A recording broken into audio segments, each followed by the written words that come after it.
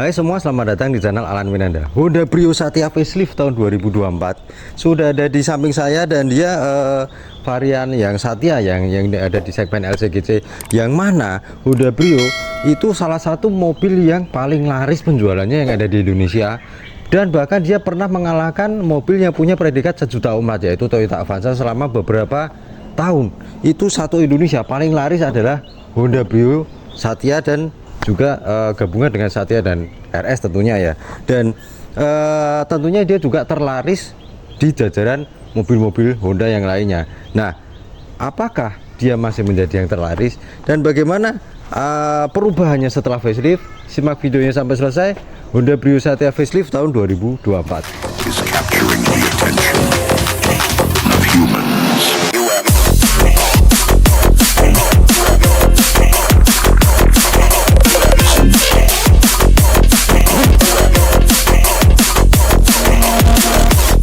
Ya oke, jadi tadi yang seperti saya bilang, Honda Brio Satya facelift 2024 itu tampangnya tambah ganteng ya.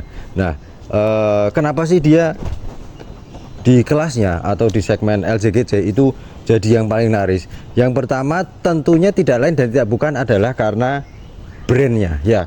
Itu nggak bisa dipungkiri lagi kalau merek Honda itu sudah hadir di Indonesia sejak tahun 1970-an, yang mana itu dikenal dengan mobil yang compact, kemudian desainnya juga keren, bahan bakarnya juga konsumsinya hemat, dan itu orang Indonesia kalau beli mobil pasti kan dia lihat brandnya dulu. Nah, terutama mobil Jepang ya, kalau beli mobil, kalau nggak mobil Honda ya mobil Toyota gitu. Dari dulu itu seperti itu, baru merek-merek yang lainnya baru terpikirkan oleh masyarakat Indonesia. Nah, kemudian karena brand itu tadi dia punya kelebihan yang lain, yaitu yang kedua adalah perlu diingat bahwa Honda Brio itu kan generasi kedua, yang sejak generasi pertamanya itu hadir di Indonesia.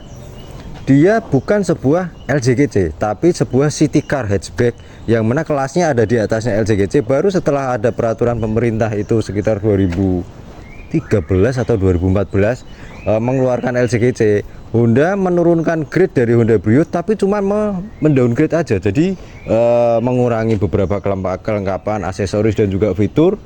Lalu dia menjadi sebuah Honda Brio Satya. Itu segmennya ada di LCGC, tapi jelas secara kualitas dia lebih baik daripada segmen LCGC yang lainnya pada waktu itu.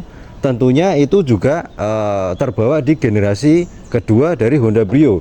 Biarpun dia sebuah LCGC ya atau Brio Satya, tapi nggak ada bedanya kalau dia sekilas dibandingkan dengan Honda Brio RS. Tentunya ya ada beberapa ubahan atau perbedaan di aksesoris. Oh ya, BTW mobil yang saya bahas itu sudah ditambahkan beberapa aksesoris tambahan sama pemiliknya ya, yang mana ya terlihat lebih keren. Dan kembali lagi yang tadi, Brio itu segmennya sebenarnya di sebuah city car hatchback, cuman kurangi fitur-fiturnya dan kelengkapan aksesorisnya jadi sebuah LCGC. Nah, itu kualitasnya memang beda dari mobil-mobil di kelas LCGC merek yang lainnya. Dan sorry tadi ada yang lewat bentar ya salah ya. Nah, kemudian setelah itu segi desain, desain Honda itu terlihat keren, tentunya terkenal dengan desain yang sporty, ada kesan futuristiknya juga, walaupun dia di Honda kelasnya yang paling bawah ya. Tapi kalau dilihat itu apalagi setelah ada improvement ya atau ada faceliftnya, dia grillnya itu honeycomb, dan di atasnya itu ada aksen chrome, dan dia seakan-akan nyambung seperti ada di lampunya situ, nyambung sedikit. Tapi setelah facelift itu ada DRL-nya di situ, walaupun dia yang Brio Satya bukan yang RS ya.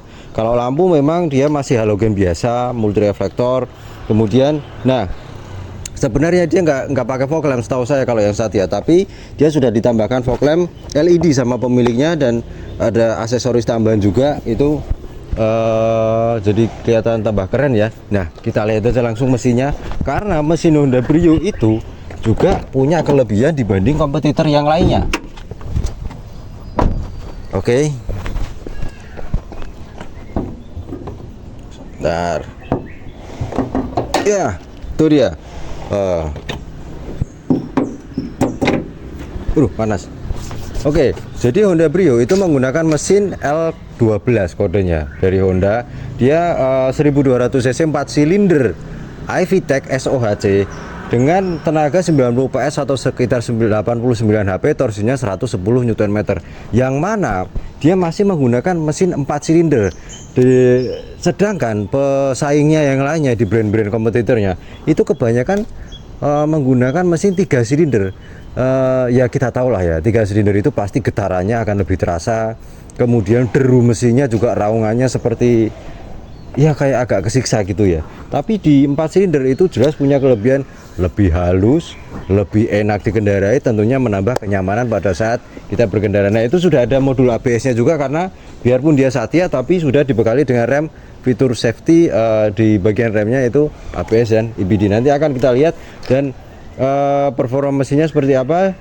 Transmisinya ada 2, manual 5 speed dan CVT. Seperti yang ada di samping saya itu transmisi CVT. Nanti akan kita lihat bagaimana performa mesinnya.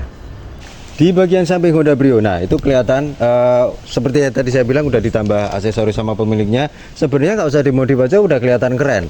Sudah terlihat kompaknya itu apa ya, sportinya itu kelihatan banget. Dan itu ditambahin side skirt, kemudian ada wings di belakang. Antenanya juga sebenarnya dia short pole tapi udah diganti sama shark fin ya, biar kelihatan lebih keren aja. Dan ya, yang paling kelihatan beda di Honda Brio antara Satya dan RS adalah velgnya. Sebenarnya itu velg, nah itu mungkin kalau yang di bagian belakang lebih jelas ya. Itu velgnya itu sama dengan Brio yang sebelum facelift, cuma dia dibuat dengan warna two tone. Jadi lebih keren ya kalau dilihat. Dan itu bannya itu 175 65 R14. Kalau yang RS kan udah pakai ring 15. Nah, di Satya masih R14. Dan juga ya dia desainnya itu sebenarnya simple, nggak banyak aneh-aneh. Paling tarikan garis bodi dari depan ke atas, ke belakang ke arah atas, yang atas kemudian yang bawah juga ada tuh. Nah, dia spionnya itu sudah belum ada lampu sennya, tapi udah pastinya electric mirror sama retractable juga. Jadi nah itu lampu sennya ada ditaruhnya di fender itu. Dan seperti yang tadi saya bilang, remnya itu udah ABS dan EBD, tapi yang cakram baru di depan, yang di belakang masih tromol. Langsung aja, oh iya, jadi Honda Brio itu nanti aja saya sampaikan pas di bagian belakang. Nah, di bagian belakang, nah, oh ada daunnya, dapat bonus. Oke, jadi Brio itu dari depan, samping, belakang itu memang dimensinya compact. Dan dulu sasarannya pertama kali sebenarnya anak-anak muda, atau yang sekolah, kuliah, atau yang baru saja kerja, baru saja lulus kuliah keterima kerja gitu ya. Itu mereka sasarannya Honda adalah itu targetnya. Tapi ternyata orang tua, bapak-bapak, ibu-ibu, sampai siapapun juga suka sama Honda Brio karena kepraktisannya, karena desainnya yang juga dinamis, enak dilihat, bodinya compact itu. Jadi Brio itu ternyata menjadi mobil di segmen segala kalangan usia. Nah, itu yang menjadi salah satu kelebihannya dia. Dan itu udah tambahan ya, seperti yang tadi saya bilang, wingsnya, kemudian dia ada turback lampnya, cuman belum ada defogger kaca belakang. Tapi tenang, pasti ada wiper dan juga washernya. Nah, dia ada 2 buah sensor parkir, tapi di situ ada juga kamera parkir. Saya nggak tahu itu kamera parkir tambahan apa enggak ya. Kalau di Brio Satya sebelum facelift sih kayaknya belum ada. Dan buka bagasinya itu udah nggak pakai kunci lagi, tapi di situ ada tombol, yang mana itu tombol elektrik. Nah, cuman bukanya sih masih manual biasa ya, belum elektrik tentunya. Dan dia menjadi mobil di kelasnya yang kapasitas bagasinya paling besar, karena dia juga agak lebar ke sana, menyamping juga, dan dia cukup dalam juga loh. Tuh ada payung dan itu, nah lumayan loh segitu.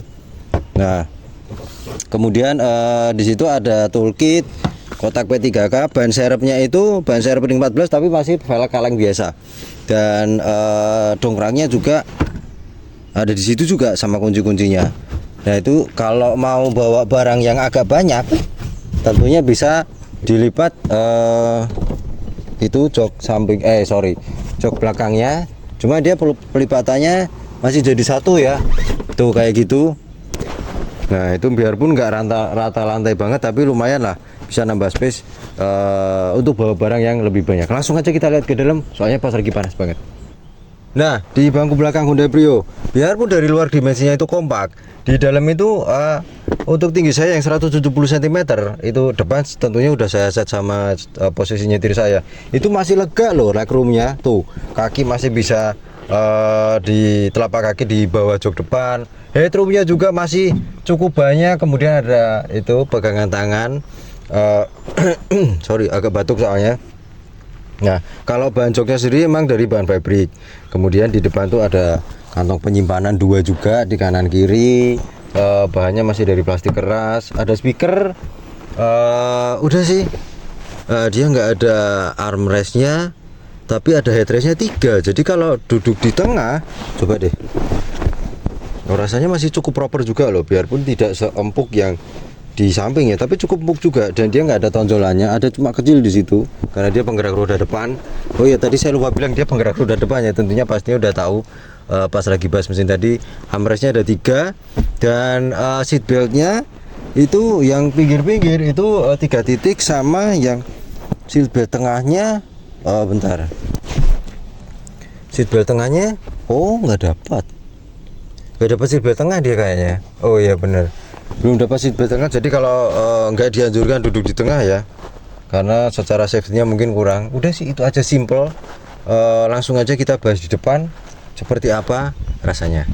Nah, di bangku baris depan Hyundai Brio itu dia ya karena basisnya masih di Brio sejak generasi kedua 2018 ya, berarti umurnya udah sejak generasi kedua 2024 6 tahun, cukup lama juga ternyata. Dan dia dashboardnya tentunya masih sama, banyak plastik, tapi bukan plastik yang kelihatan kualitasnya rendah ya, dia cukup tebal juga loh plastiknya itu. Sama itu ada 2 buah airbag di samping kiri dan juga di driver. Setirnya itu palang 3 dan biarpun Satya dia juga ada tombol steering switchnya untuk mengendalikan kontrol entertainnya di situ juga, head unitnya. Dan dia facelift di 2024 itu ada improvementnya itu head unitnya. Biarpun Satya dia, bentar saya kontak aja ya. Nah, dia itu sudah pakai head unit touchscreen yang mana dia gede loh, sekitar 9 atau 10 inci itu ya. Jadi dia koneksinya itu bisa Bluetooth, bisa USB, bisa juga mirroring gitu. Keren loh, itu ada menunya Spotify segala macam gitu. Nanti akan saya kasih lihat di itunya. Nah tuh macam-macam kan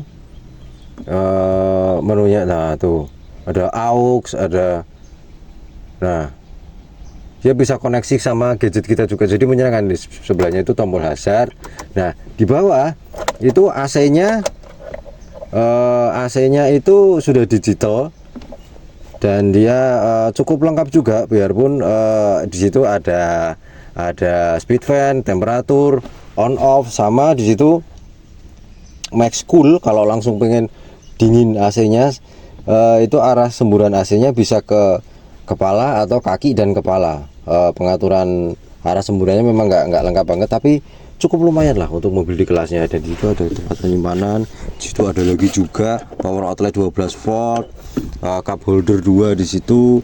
Tuas transmisinya matic ya, itu CVT, rem parkir, sama itu kayaknya tambahan apa enggak ya? Kok saya tadi lupa tanya ya. Nah, tuh ada tempat penyimpanan juga dan ada 2 step loh. Cukup dalam juga, yang mana bisa dipakai untuk sandaran tangan. Dan di speedometernya masih sama kayak yang sebelumnya. Dia ada RPM, ada ada speedometer, petunjuk kecepatan, ada petunjuk bahan bakar, sama di situ ada odometernya. Kalau dipencet ada trip, konsumsi bahan bakar rata-rata, average, sama jam. Ya udah itu aja, sama itu ya petunjuknya buat tuas transmisinya posisinya ada di mana gitu.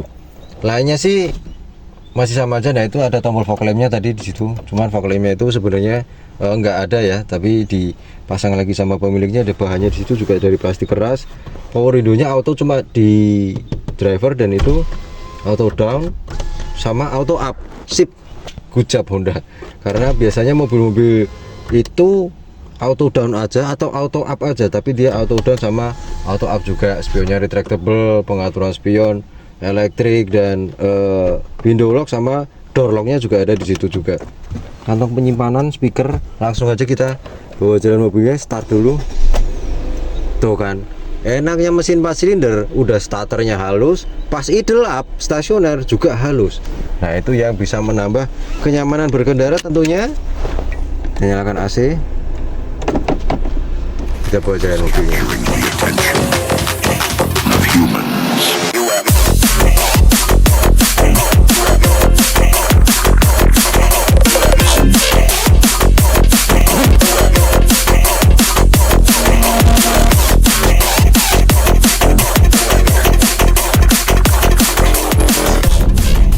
Ya, mengendarai sebuah Honda Brio Satya facelift improvement. Nah, karena memang ada improvementnya di head unitnya itu di 2024. Yang mana pertama kali dirasakan itu rasanya mobilnya memang dimensinya kompak, tapi di dalam itu rasanya nggak yang sempit atau kecil banget ya, masih agak lega loh kalau yang nyetir ataupun yang duduk di bangku belakang. Nah itu kelebihannya juga sebuah Honda Brio. Biarpun nggak setiap mobil itu pasti ada kekurangannya juga ya, nanti juga akan saya sampaikan. Dan sangat mudah dikenali dan gampang untuk dikendarai. Jadi kita tuh pertama kali lihat mobilnya itu pertama kali nyetir mobilnya itu langsung tahu gitu loh posisi bannya atau segala macamnya gitu. Itu cocok untuk yang baru mau belajar nyetir mobil. Nah itu mobil yang pas menurut saya, apalagi kalau dipakai di dalam kota, lewat gang-gang kecil, mau parkir biasanya ibu-ibu gitu ya, biar nggak ribet. Atau kalau rumahnya memang jalannya kecil, garasinya mepet, itu pas banget, cocok banget punya Honda Brio, baik yang Satya ataupun yang RS tentunya. Dan kemudian selain itu posisi nyetirnya itu juga cukup ergonomis, biarpun nggak ergonomis banget karena tadi saya lupa jelasin ya. Nah, oh itu dia. Nah, setirnya itu cuma bisa tilt, tapi dia belum bisa teleskopik atau ditarik.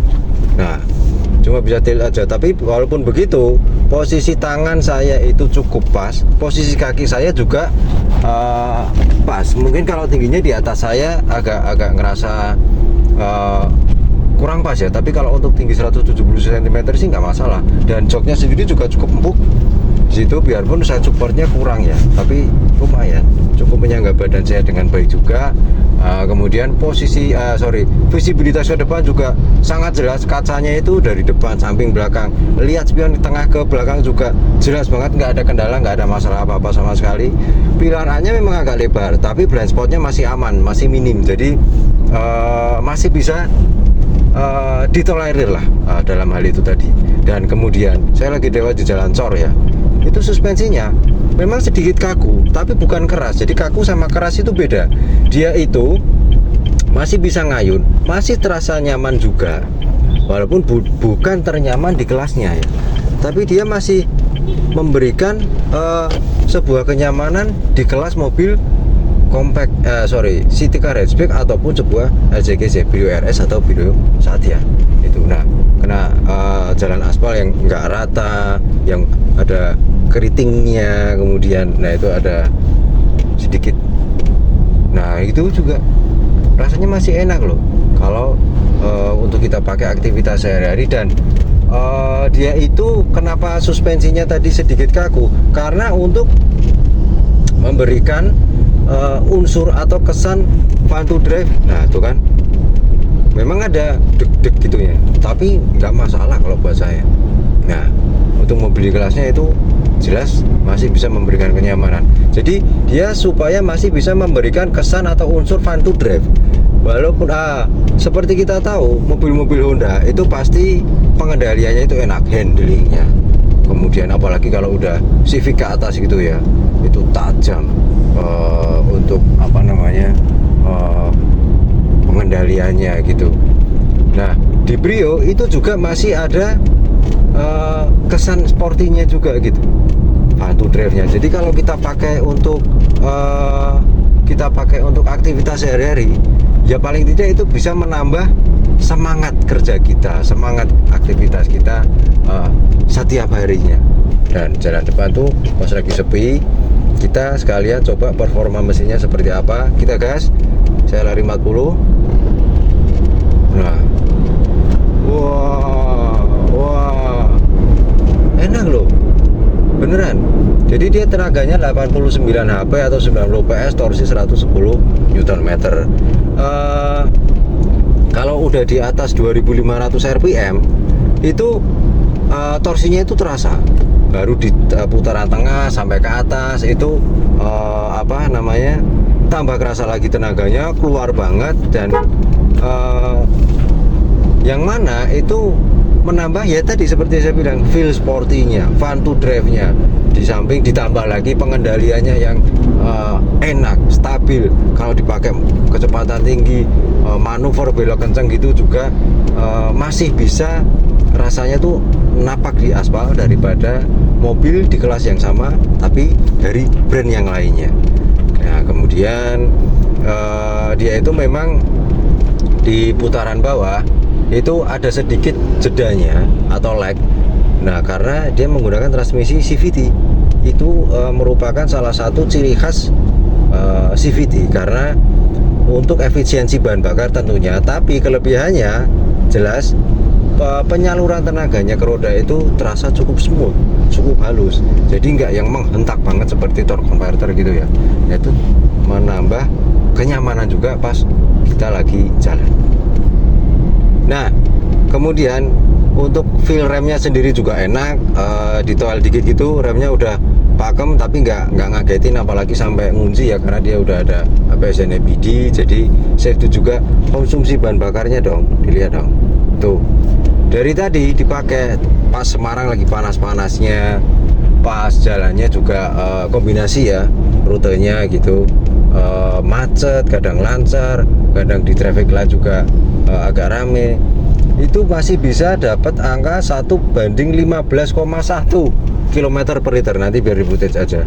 Nah, itu merupakan konsumsi bahan bakar yang bisa dibilang sangat hemat ya, karena dia bodinya kecil, dimensinya kompak. Kemudian dari mobil-mobil Honda sampai di kelas yang paling mahal pun, itu setahu saya yang baru-baru pun juga untuk kekadapan kabinnya itu memang kurang, terutama di bagian road noise. Karena dari tadi itu suara perputaran roda ke aspal itu kedengeran banget dari dalam. Nah, itu biarpun nggak sampai berisik mengganggu kenyamanan kita, nggak, tapi dibandingkan brand yang lainnya, Honda Brio itu lebih terdengar suara perputaran rodanya dari dalam. Tapi kalau suara mesinnya itu hampir nggak kedenger loh, halus banget tuh. Paling nggak kalau pas akselerasi kayak tadi baru kedenger. Nah, itu pun juga nggak seberapa, karena mesinnya Honda itu memang kebanyakan itu memang halus ya. Dan juga untuk traffic noise-nya cukup lumayan lah, cukup baik untuk mobil di kelasnya. Ya, saya sudah nyoba Honda Brio Satya Facelift 2024 dan mungkin itu ya beberapa hal yang saya sampaikan kenapa Honda Brio masih jadi yang terlaris di kelasnya. Biarpun sudah nggak jadi yang paling laris di Indonesia karena udah kegeser sama brand yang lainnya, tapi paling tidak dia penjualannya bisa dibilang jadi tulang punggungnya Honda loh, paling laris di produk-produk mobil Honda yang lainnya. Dan menyenangkan rasanya punya mobil kompak kecil dipakai tiap hari dalam kota. Itu mobil yang pas banget.